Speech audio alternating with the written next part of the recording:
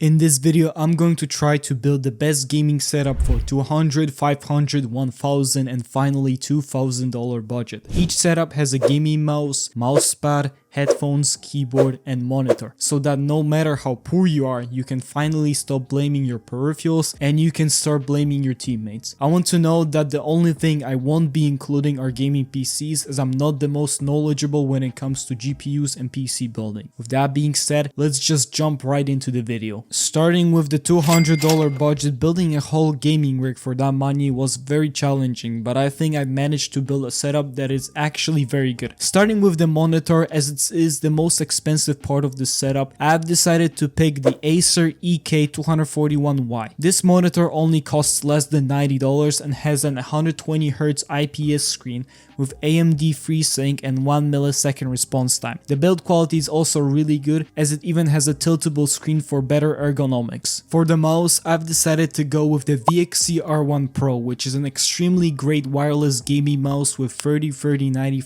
sensors, sub 50 gram weight and Huan switches. For the price of only $40, this is extremely good, especially with our budget. This leaves us with around $70 for headphones and a keyboard. The headphones I picked are the KOS KSC75, which you can pick up for as low as $20. For this price, you cannot find anything better. Yes, they look goofy, yes, they look cheap, but it's not about what's on the outside, it's what's on the inside that matters. These headphones sound so damn good because they're open back headphones. They have an amazing soundstage allowing you to hear the exact position of your enemy. This leaves us with around $50 for the keyboard. The best keyboard for this price range in my opinion is the MChos A60. MChos are one of the best budget keyboards manufacturers right now, and this is the cheapest offering. This keyboard is a pretty basic 60% keyboard with very good Hall effect performance for the price. The build quality is nothing too special, but when you're paying under $40 for Hall effect keyboard, you shouldn't expect too much. If you have slightly bigger budget, I recommend getting MChos A68, as it has better performance and sound profile compared to the A60, which is only $10 cheaper. With that being said, I think this setup should suffice for 90% of gamers, and honestly going beyond this price range is unnecessary for a lot of people who just play the game casually. Moving to the $500 price range, I have way more room to play around with. Starting once again with the monitor, I picked the Asus Strix GX27 ACS. This monitor costs around $200, and for that price you're receiving a 180Hz 1440p IPS monitor with G-Sync and 1 millisecond response time. For the mouse, I picked up none other than the OP1 8K V2. This is one of my personal favorite gaming mouse out right now, and for a good reason. The OP1 8K has the lowest latency switches at 70 microseconds, an amazing 3950 sensor, and an ultra low weight at only 54 grams. If you have ever tried an Endgame Gear product, you know that they have some of the highest quality out there. Their products feel very premium, and for $90, I couldn't recommend this mouse more. The mousepad for this budget is also by SteelSeries, but this time the QCK Performance mousepads. These mousepads cost $40 and they come in 3 different variants: control, balance, and speed. The one you pick depends on your preference. If you play fast-paced games like Fortnite or Apex, the QCK Speed is the best one for you. If you play games like Valorant or CS2, the control version is better, but if you play a mix of both, you should buy the balanced. All of these surfaces are very good. The mousepad also has a very smooth stitching and a very premium foam. When it comes to headphones, in this budget I decided to ignore them and get some IAMs instead. The IAMs I got are the Kefine Clean, which go for around $60. The Kefine Clean are very well tuned IAMs that prioritize balanced sound over just spamming bass. These IAMs have an amazing soundstage and feel really comfortable in my ear. For $60 you're definitely not getting anything better,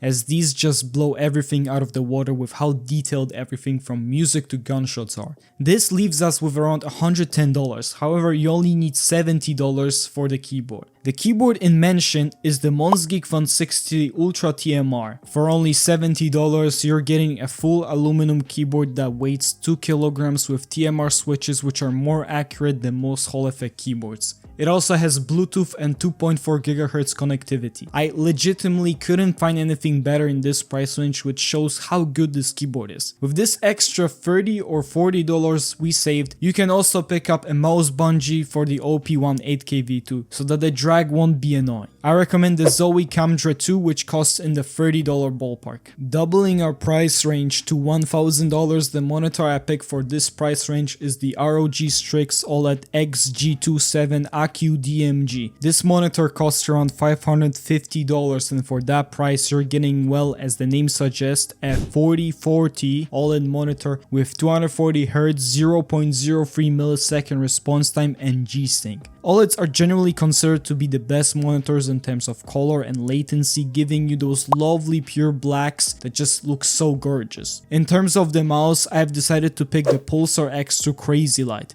This is one of the lightest mouse you can buy, as it weighs only 36 grams while having no holes. The mouse also use their own custom sensor with 30K DPI and their own custom optical switches, which feel better than a lot of mechanical switches. You can also pick up this mouse in a lot of colorways, which will give a nice touch to your gaming setup. The mousepad for this mouse is going to be the Artisan Zero. Artisan have kind of gotten this mythical status when it comes to their mousepads. They're expensive at around $60 to $70 per mousepad if you live outside of Japan. But I think this is a rare exception where I actually believe the product is well worth it. The Artisan Zero is just a very balanced pad with insane quality and very reliable glide that will honestly suit all games. The stitching is extremely smooth and their quality control is unmatched. If you could only use one mousepad, I would pick this one. The keyboard for this price range is going to be the VNG Neon 75HE. The keyboard costs around $110 and you're definitely getting your money's worth. The keyboard is extremely high performance, having Hall effect switches with 8K polling and 32K scan rate. The keyboard also is gasket mount and filled with all types of foam, giving this keyboard a very pleasant typing feel. The keyboard also just looks very nice with this very unique RGB sidebar. Overall, this keyboard is great bargain for what you're getting. Also, for some reason, most of the switches are named after Marvel characters like Hulk or Thanos, which is cool if you like Marvel, I guess. With the remaining budget for the headphones, I've got the Apple Explorer, which costs $120. These have the best audio quality I've ever tried. The whole sound profile is well balanced while the bass feels warm and inviting. The soundstage is also amazing. The shell of the IEM is also really compact, making them really comfortable for my ears.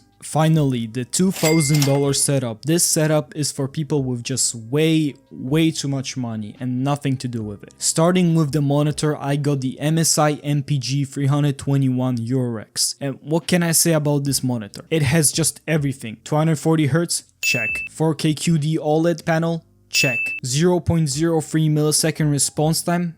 Check. This monitor costs around $1,000, but you can often find it on sale for just $900, which is very good as you're getting one of the best panels you can buy right now with very low latency and very good looking screen. For the mouse, I've decided to pick the DeathAdder V4 Pro for $180. This is the newest flagship from Razer and it features the best of everything. The best sensor, the best performance, optical switches and shape. I know that the mouse grip is subjective, but I really enjoy using the DeathAdder V4 shape as it literally fits me like a glove. The price is very steep, however, with $2,000 I believe you deserve to have the best of the best. For the mousepad, I picked the new Wallhack VA005. I love glass mousepads and this is one of my favorite. It has a very fast surface with decent amount of texture, making it not stick to your skin. The glass also feels premium and is heavy. However, if you're not a fan of glass pads, I recommend going with the Artisan Zero once again. For the keyboard, I picked the ATK X QK Hex 80. This keyboard is a collaboration between QWERTY keys and ATK. If you know anything about QWERTY keys, you know they make some of the best quality keyboards in terms of sound and build quality, and well, this keyboard is not any different. The keyboard is a TKL and has 220 mesh andesite CNN aluminum case